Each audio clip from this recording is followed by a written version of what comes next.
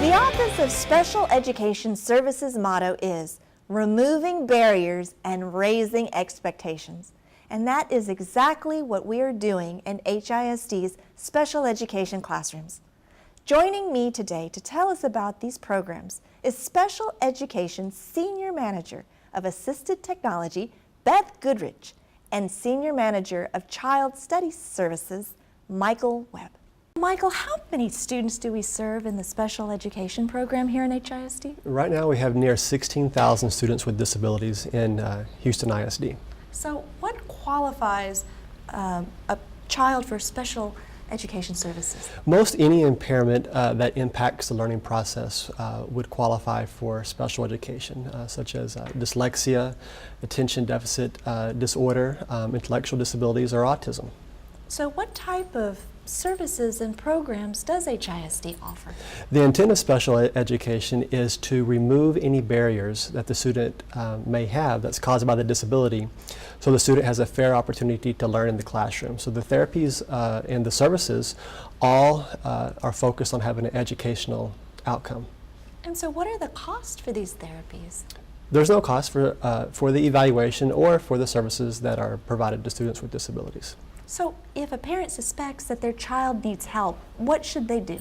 I think the first step is always going to the classroom teacher for students that are enrolled. But what is also important to know is that we also offer evaluation and services for students who are not enrolled. So that population typically is the students age 3 to 5. Who may not be enrolled, but the parents might notice that they are not keeping pace with the number of words that they're speaking, or they're not as mobile as maybe their brothers or sisters. So any parent of a child aged 3 to 5, regardless if they're enrolled in at the campus or not, should always go to their home campus to request an evaluation. So Beth, we're using technology in all of our classrooms, especially with the Power Up initiative. Can you tell me how special education classrooms are using computers? We're using computers in special education classrooms the same as every classroom in our district. We can be particularly proud of how our district is implementing the one-to-one program or the Power Up program, in that we are intentionally including every child in our district, regardless of their difference, with the one-to-one program and providing a laptop to every student.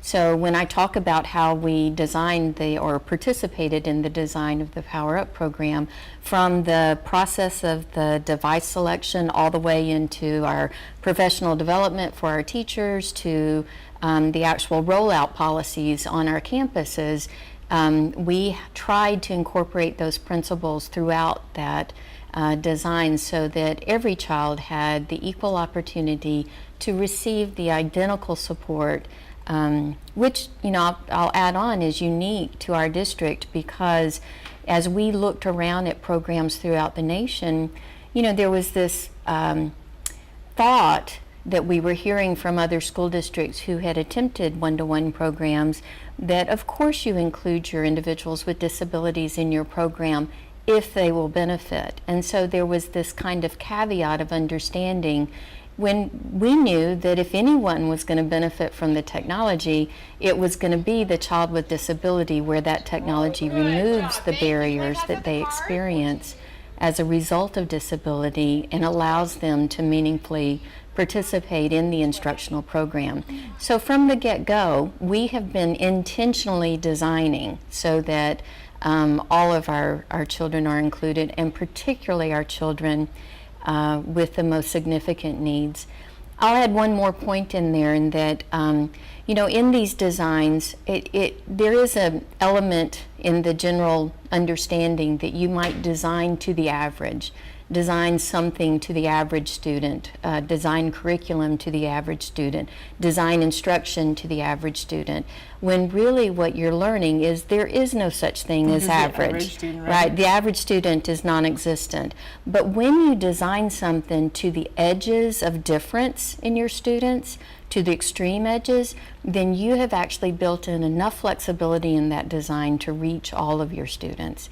So it's really wonderful what we're seeing take place as we're rolling out this program and other universally available softwares programs in technology throughout the district. Well, that's fantastic. And I know the district recently purchased the Kurzweil program. Can you show us that, and what does that do? Yes. So this is a program that is provided universally throughout the district, so it's for every student, not just students with disabilities. Every student, every teacher has access to this license at home or at school. All they have to have is internet access and a computer to be able to access it. And really, they don't even have to have a computer because it has an iPad app as well that you could use with it. So in its most simplest form, then it is a text-to-speech program. So if I have text on there and I have it read. While 3,000 silently move through a document. While you follow along, click the Audible button. So it will read the text that we put into it. So that's not that unique of a technology. We've got e-readers, we've got Nooks, we've got Kindles. We could set up Microsoft Word to read aloud to a student. Adobe reads aloud to student. So having text-to-speech software is not that big of a deal.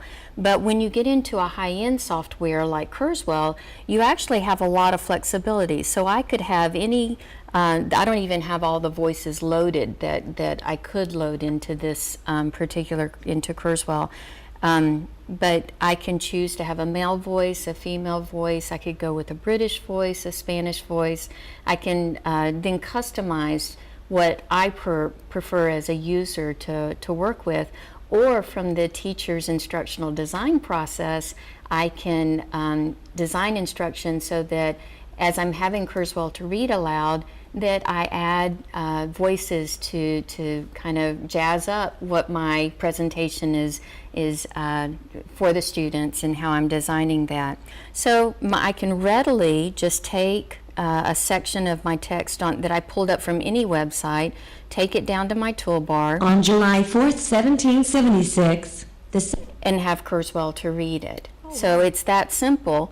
But one of the things to think about, within ABC Clio, you can see I have text-to-speech available. So nothing new, but when I use ABC Clio, I don't have all those options that I just demonstrated for you when I use Kurzweil. A lot of these tools are readily available in a lot of different products. What Kurzweil offers is that they're all in one environment. And go back to that universal design concept, we've made this environment available to every student. So there's going to be a population of students who need it and who require it. But then there's also the population of students who benefit from it, and it just makes them more efficient and effective in the learning process. Well, Michael, Beth, I want to thank you very much for joining me here today and sharing information and talking about programs to help all of our students, including those with unique abilities. So thank you very much. Thank you. Thank you.